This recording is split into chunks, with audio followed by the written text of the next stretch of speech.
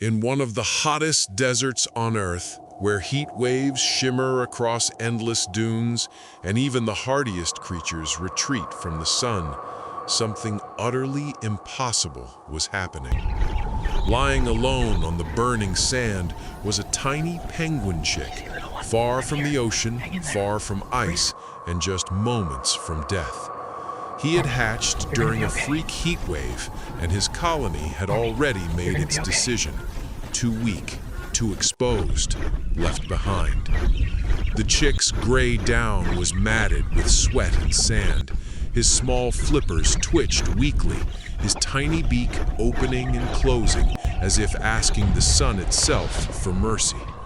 I knelt beside him, heart pounding, knowing that in this world, survival seemed impossible.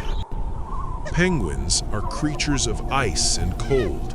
Their bodies are designed for freezing winds, glacial waters, and nights under the aurora, not for the relentless heat of a desert.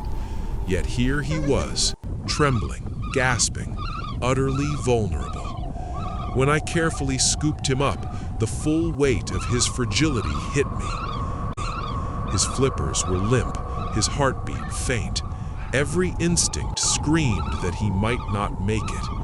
I rushed him to a marine specialist, hoping for guidance, but the news was stark, delivered without hesitation. His organs were failing. Heat exposure had pushed him past the limits of survival. Most won't last the night, the doctor said. But sometimes, survival doesn't follow the rules of statistics. I brought him home and began what would become an around-the-clock mission to save him.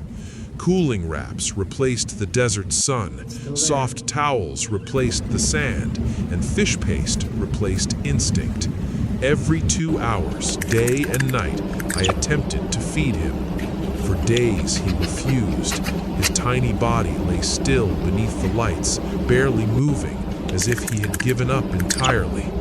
Each night was a silent countdown, each breath a prayer. I watched him, helpless, until the 9th day.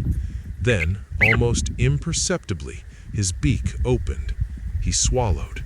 A small victory, but monumental. The fight for life was not over yet. Weeks passed, and the transformation began. His dull gray down started to fall away, replaced by sleek black and white feathers that shimmered in the light. What once seemed fragile now carried purpose and strength. His posture straightened, his head lifted higher, his eyes sharpened. Within months, he no longer resembled the weak chick I had found in the sand. He was becoming what nature intended, a penguin, resilient, alive, unstoppable. But there was a problem. Despite his physical recovery, his instincts remained fractured. When I introduced him to water, the element that defines his species, he froze. Penguins are born to swim, yet he recoiled at the pool's edge, flippers pressed tight against his sides, body trembling. What should have been familiar, the water he was meant to embrace, was now a source of terror. The desert heat had nearly taken his life, but it had also stolen his trust in the very element he was born to master. Months went by, 6 months. His body grew fully, strong and magnificent. Black and white feathers gleamed, the signature yellow ear patches of an emperor penguin emerging. And still, he refused to swim. Watching him was heartbreaking. So much potential trapped by fear, so much strength held hostage by memory. Eventually, there was only one path forward. I carried him gently to a shallow pool, my hands steady, but my heart racing. He trembled beside me, a fully grown emperor penguin, almost 3 feet tall, yet quivering like a chick again. Slowly, carefully, I guided him forward. The moment his feet touched the water, he froze, every muscle tense. And then, in one fluid, breathtaking motion, instinct returned. He dove. The water embraced him, cutting through his sleek black and white feathers as his flippers carved the surface with power and precision. He moved with a grace that had always been inside him, a memory returning, not learning, not experimenting, remembering. And then something extraordinary happened. Instead of swimming away into freedom, he turned back, eyes locked on mine. He surfaced directly in front of me. Water streamed from his feathers, sunlight glinting off each droplet.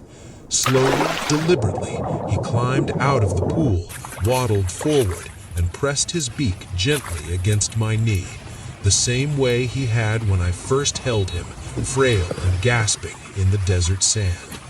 He stayed, not because he had to, but because he chose to. Sometimes, survival isn't just about returning an animal to the wild. Sometimes it's about restoring what fear had stolen. And sometimes the bond forged in the fight to live becomes something neither species could have expected, an unspoken, unbreakable connection that lasts a lifetime.